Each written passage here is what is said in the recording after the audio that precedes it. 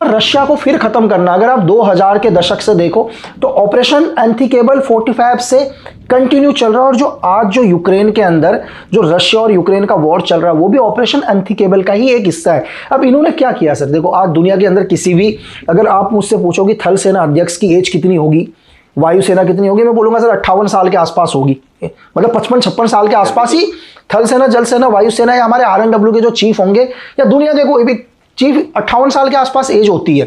आप ब्रिटेन की हिस्ट्री उठाकर देख लो, जब से MI6 बनी है ब्रिटेन की, यानी कि किसी भी जो संगठन है या एजेंसी है उसका जो लास्ट रैंक उसका चीफ ही होता है सर। थल सेना अध्यक्ष 3 साल के लिए बनेंगे तो रिटायरमेंट जाएंगे। सेम हमारे RNW का भी जो चीफ होगा, मतलब जो भी रिटायरमेंट की उम्र होगी किसी IPS IAS की, 57 के अंदर उन्हें बनाया जाएगा RNW का चीफ या IB का चीफ या NIA का चीफ, तो उसके बाद उनकी रिटायरमेंट। लेकिन ब्रिटेन में ऐसी क्या मजबूरी थी ब्रिटेन की कि उन्हें 47 ईयर की महिला को चीफ बनाना पड़ा। आप एक बार इसके लिए सोचकर देखो कि आज तक तो ब्रिटेन में ऐसा हुआ ही नहीं कि ब्रिटेन के अंदर भी MI6 का चीफ कौन बनेगा यार, जिसकी 57 एज हो गई है ना सर, 56 एज है तो 3 साल के लिए MI6 का। आपको पता है ब्लेज मैथ्रीवेली की आज के टाइम में उम्र शायद 48 या 49 एज होगी अभी प्रेजेंट टाइम में, लेकिन क्यों ऐसा लगा कि इन्हें MI6 का चीफ बनाना चाहिए? क्या ऐसा नहीं है कि सीनियर लोग नहीं थे सर, बहुत सीनियर होंगे यार, मतलब ब्लेज मैथ्रीवेली से सीनियर तो होंगे ही ना बहुत ज्यादा। उनके कितने सीनियर जिनकी उम्र 57 है, 56 है, लेकिन आपने 47 ईयर की महिला को MI6 का चीफ बना दिया। लेकिन आपको उसके लिए क्या ब्लेज मैथ्रीवेली की हिस्ट्री को जानना पड़ेगा कि क्यों MI6 ने कहा कि नहीं ये हमारी MI6 की चीफ बनेंगे। ऐसा नहीं है क्यों MI6 की चीफ से पहले कुछ और नहीं थी, वो MI6 की क्यू भी रही है सर। क्यू का मतलब क्या है, जितना भी वर्ल्ड में जो भी साइबर से लेकर जो भी ऑपरेशन होते हैं तो ब्लेज मैथ्रीवेली उसकी भी चीफ रही है। जहां सोचो कि 57, 58 में कोई चीफ बनती है तो लगभग 40 साल की उम्र में ब्लेज मैथ्रीवेली को उसका भी चीफ बना दिया, क्यू का चीफ। 47 में उन्हें MI6 का चीफ बना दिया।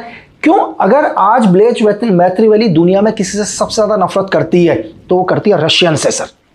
मतलब मैं पर्सनल कि मुझे किसी भी कीमत पर रशिया को खत्म करना है। कहीं ना कहीं ब्लेज मैथ्रीवेली को लगता है कि मेरे ग्रैंडफादर को मरवाने वाला यही रशिया था, क्योंकि इनके ग्रैंडफादर स्टार्टिंग में क्या थे, रशिया के लिए ही काम करते थे, रशियन आर्मी के अंदर थे।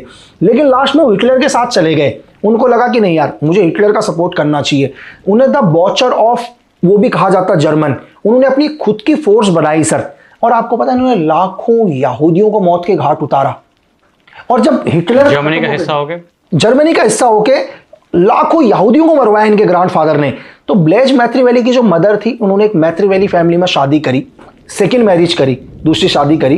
तब ब्लेज मैथ्रीवेली आज उनकी जो पोती है, तो मैथ्रीवेली उनके ग्रैंडफादर का कुछ और नाम है, बहुत मुश्किल नाम है सर, बहुत ही वो है, तो वो दिख जाएगा आप डालोगे तो इनके ग्रैंडफादर का क्या नाम है।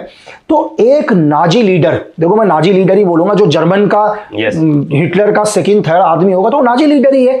तो आज अगर आप कहते हो कि दुनिया से कि नाजीवाद खत्म हो गया, हमें नाजीवाद को खत्म करना है, तो आप एक नाजी लीडर की ग्रैंड डॉटर को कैसे MI6 की चीफ बना सकते हो सर? इसके पीछे का रीजन क्या है? इसके पीछे का रीजन है ब्रिटेन जानता है कि रशिया को अगर कोई खत्म कर सकता है तो यही सोच खत्म कर सकती है जो रशिया से नफरत करती है सर। तो ये मेन रीजन है आज MI6 का जो भी चल रहा है। या बहुत इशू रेज कर रहे हैं। एक चीज और बता रहा हूं, और भी आप देख लेना, आपको शॉकिंग लगेगा। जो ब्रिटेन पूरी दुनिया के अंदर कहता है कि हम नाजीवाद से नफरत करते हैं क्योंकि ब्रिटेन अगेंस्ट था जर्मन के, तो उस ब्रिटेन से लोगों को सवाल पूछना चाहिए कि 2011 तक आप नाजी के 1300 लोगों को पेंशन क्यों देते थे सर? ये आपको नेट में मिल जाएगा कि जो ब्रिटेन की रिपोर्ट है, उनके खुफिया विभाग ने एक रिपोर्ट निकाली थी जहां पर 2011, अभी शायद आज से 17 साल पहले, 16 साल पहले या 15 साल पहले तक 1300 लोगों को ब्रिटेन सैलरी देता था। सोचो जैसे हमारे देश के अंदर स्वतंत्रता सेनानी होते हैं सर, स्वतंत्रता सेनानी को पेंशन मिलती थी जब देश आजाद नहीं हुआ था, लेकिन स्वतंत्रता सेनानी को पेंशन मिलती थी। तो ब्रिटेन क्यों नाजियों को पेंशन देता था सर? इसका मतलब कहीं ना कहीं बैकफुट से वो नाजियों को सपोर्ट कर रहा है सर, दुनिया के सामने नहीं आने दे रहा है, लेकिन बैकफुट से ये लोग चाहते हैं कि दुनिया के अंदर नाजीवाद पावर में आए।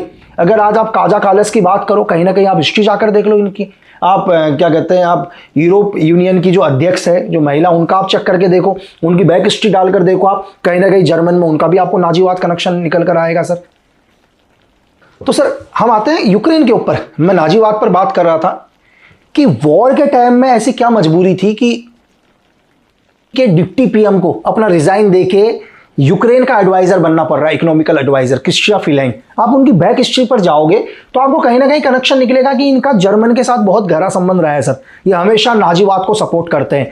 तो आप ये सोचो कि जो इंसान नाजीवाद को सपोर्ट कर रहा है, जिसकी विचारधारा नाजीवाद है, वो डिप्टी पीएम थे कनाडा की क्रिस्टिया फ्रीलाइन। वो रिजाइन देती हैं अपने डिप्टी पीएम के पद से और वॉर के टाइम में यूक्रेन की इकोनॉमिकल एडवाइजर बन जाती हैं सर। अब मेरी बात मतलब आपको इत्तेफाक है, आपको एक इत्तेफाक लगेगा कि ऐसी क्या मजबूरी थी कि आप उस देश की इकोनॉमिकल एडवाइजर बन रहे हो जो खुद इस टाइम वॉर के अंदर है, वो भी एक डिप्टी पीएम के पद को छोड़ के। क्यों? क्योंकि MI6 को पता है, नाटो को पता है, CIA को पता है कि ये एक सही महिला है जो यूक्रेन को इस